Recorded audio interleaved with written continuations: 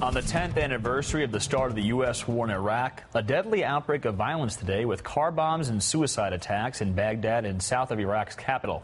At least 56 people were killed and more than 200 people were injured in the attacks, again reminding Americans of the ongoing instability in Iraq.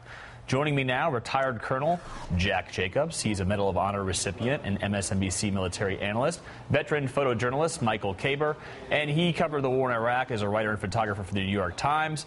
His book, Photojournalism on War, The Untold Stories from Iraq, will be released next month. And the Washington Post's Rajiv Chandrasekaran, I practiced all day for that. I hope it went well. He was the bureau chief in Baghdad for the first 2 years of the Iraq War. He's also the author of Imperial Life in the Emerald City and Little America. Gentlemen, thank you all, three of you, for joining us. We appreciate it. Thank you. Good to be on with you. Rajiv, I want to go to you first. The cost of the war for the United States was obviously enormous. Over 4,400 U.S. deaths, 32,000 or more wounded, about $730 billion spent. The cost goes up to the trillions if you look at some other estimates. You had a very interesting column in the Outlook section of the Washington Post this past Sunday talking about some myths of the war. One, you said specifically that the surge, in fact, did not work, that it worked militarily in terms of trying to stopping the sectarian violence to a degree, but in its wake, it left a very divided Iraq. There's a Shiite Iraq, a Sunni Iraq, a Kurd Iraq, and one in which a lot of Sunnis are fearful that Maliki and the Shiite government that he oversees has really stocked a security force with a lot of Shiites that could put down Sunnis at any time. Sort of talk to our audience about that. But the country's a tinderbox today, Luke. On the outside, it looks relatively stable, notwithstanding the violence we see on days like today. But the fundamental political compromise that was supposed to occur from the surge never happened. The surge was always supposed to be a sort of a two-step process. The first was to improve security for the Iraqi people, to tamp down the civil war, to beat back the insurgency. That did happen, in part thanks to some of the brave and courageous work of our men and women in uniform. But that improvement in security was then supposed to lead to political compromise, to these disparate groups in Iraqi society coming together to start to forge a compromise of sorts that would create real stability. That hasn't happened. So now you have this majority Shiite government that really believes in democracy, that believes in majority rule, but not so much in minority rights. And so you have the once ruling Sunnis who feel completely disenfranchised and real potential for some of them to turn back to the insurgency and violence. And you have the ethnic Kurds up in the north who constitute about a quarter of the population, Luke. And tensions between them and Baghdad continue to escalate, and we may be on the brink of another civil war there.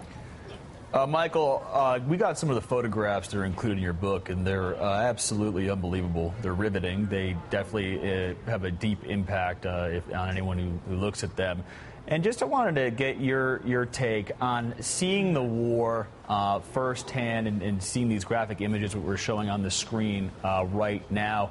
There is one of a commercial airline, a casket going in underneath, and just average Americans kind of looking at the lens. And that, to me, it stuck out because it sort of was this idea that the common, people in the United States were a little bit above all this, hurt and anguish that was happening because so many in this country did not know anyone who was serving abroad or did not have to make a real sacrifice. There was no war tax. There was no rationing. This was sort of a war fought by a distinct minority population within the United States and even a few rural states. Talk about that in terms of what you saw in the photography and whatnot. Well, that photo that you pointed out, that's Todd Heisler's photo, and it's actually the casket of Lieutenant Jim Cathy, and he's being met at the airport by his wife, who I believe was about 6 months pregnant. And, it's a type of photo that was hard to take, the type of photo that, I don't think there was any concerted effort at censorship, but it was very hard to get images like that in the press. It was against the regulations to photograph caskets and frequently wounded Americans without their permission. And, I think funerals at Arlington Cemetery were put off limits. So there were a lot of things that, as photographers, we were trying to get at about the war. We did the best we could, but a lot of these pictures didn't make it into the newspapers. Jack Jacobs, I want to play a clip from the MSNBC documentary Hubris, which is going to play on Friday, from General Anthony Zinni, and get your take on it after. At that time, I was looking at, there were the proponents for going into Iraq. Basically, those that I saw as the proponents were the chicken hawks, were those that were very hawkish about using military force, really wanted to do this, saw this as a simple extension of policy and politics. And I didn't see anybody in there that I remember from the battlefields in Vietnam or elsewhere. Is one of the legacies of this war an entire generation scarred by an idea to actually go to combat based on a political ideology, that perhaps we might not see that again for a few generations because of such the impact that it had? Well, I heard the same thing at the end of Vietnam. The people who are currently in charge of the establishment now, who grew to adulthood at the time we got out of Vietnam, said exactly the same thing. We're not doing this again. We won't get involved in any kind of adventure in which the objective is not sure, that we have insufficient resources, one in which we incrementalize our assets.